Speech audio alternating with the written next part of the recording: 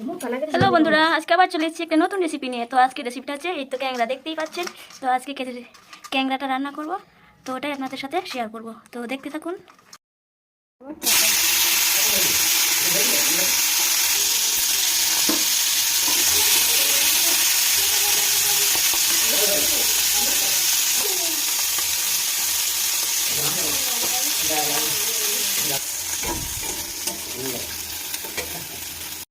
So guys, এই যে আমি ক্যাংরাগুলো ভেজে নিয়েছি।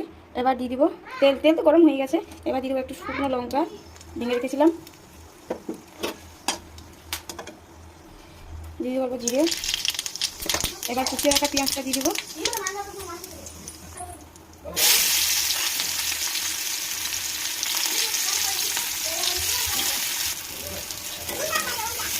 তো সর্ষে করবো, সর্ষে পেঁয়াজ। তো এই পেঁয়াজটা ভাজা হয়ে গেছে।